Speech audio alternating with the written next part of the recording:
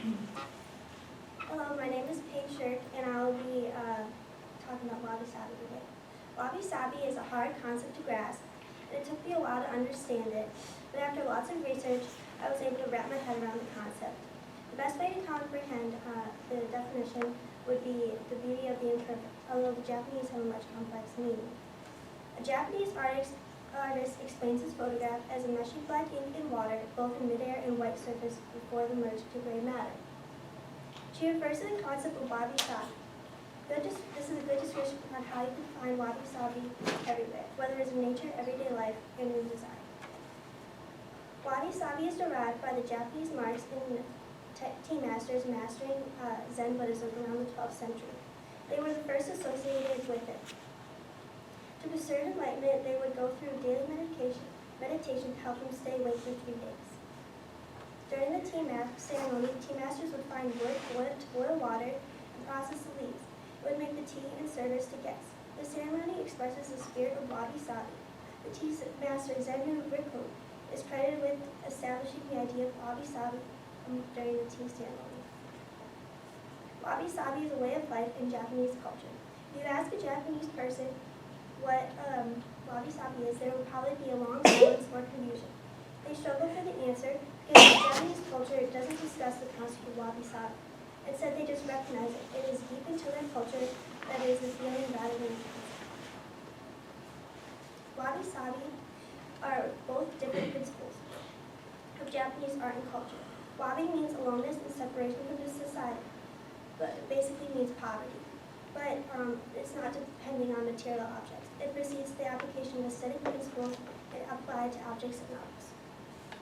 Sabi is the expression of aesthetic values.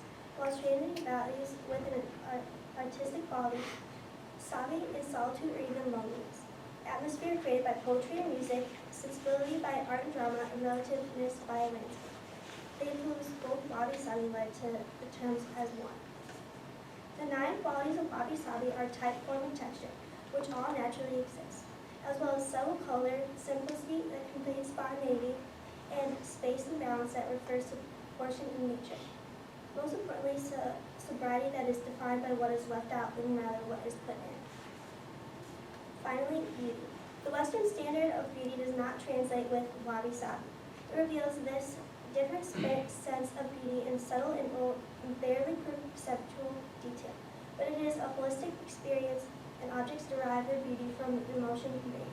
You can find it in literature and beauty. These 9 principles of wabi-sabi closely relate to the 10 principles of design, but you may be wondering what established wabi-sabi in design and how you can apply it to your everyday work and everyday life.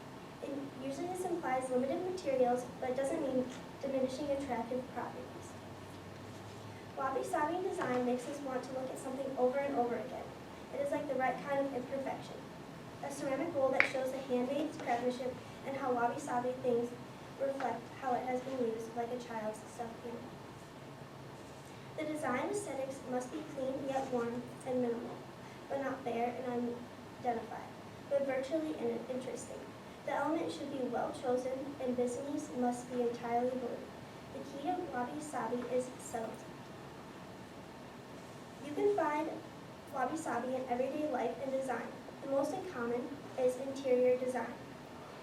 Wabi-sabi decor inspires minimalism that focuses more on the people who live in the space rather than other things around. The only essentials are used based on utility, and color palette sways towards the whites and earth tones. Another area of design where wabi-sabi is commonly used is graphic design. Graphic designers use wabi-sabi because the more they add to the design, the more diluted and less effective the graphic will become. Many famous graphic designers, including Steve Jobs, have been known to use wabi-sabi in graphics and their presentations. Wabi-sabi demotes the role of intellect and promotes the intuitive feel for life where relationships between people and their environments should be in harmony. I have learned that love wabi-sabi design through this project, and I hope you do too through my presentation.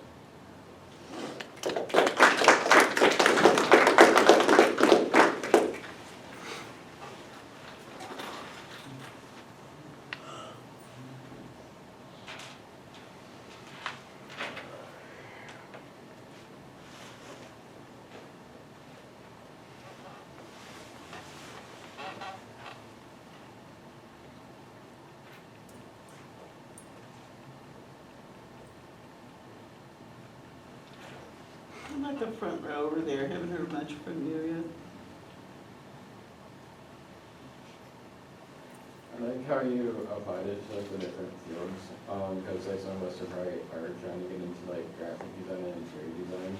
And so I appreciate how you like were able to tie that into like what we're doing here.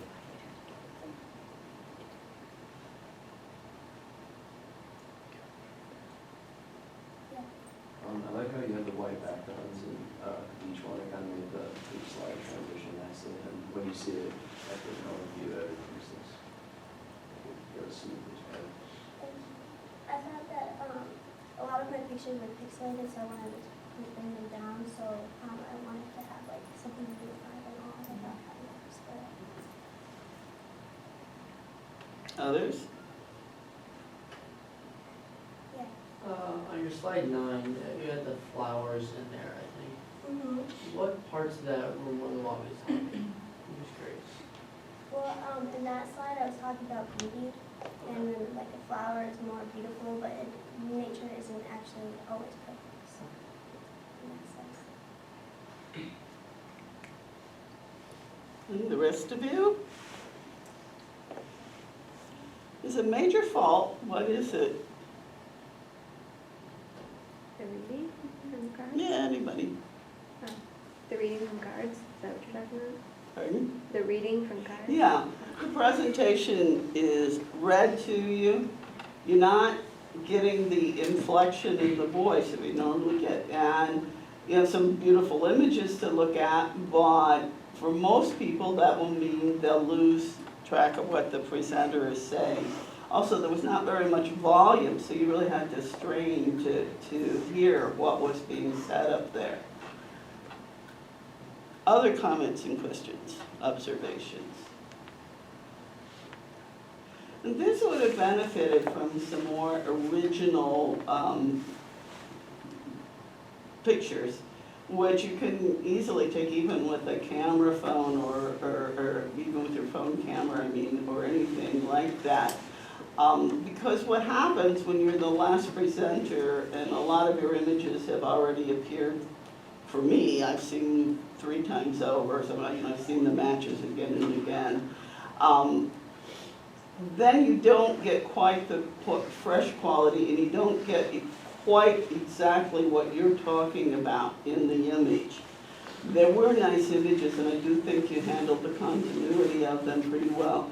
The one that disturbed me most was number 4, because in talking about the tea service, that lacquer bowl is actually the very thing historically that is not wabi-sabi. And in the tea service, there was a reaction against using those very perfected looking lacquer pieces and going into, with wabi-sabi, the more obviously, the cruder looking, but more natural looking and also slightly oddly shaped ceramic pieces for it there. So that was the one image that was kind of, didn't exactly fit for me there. Other questions and comments? Okay, thank you.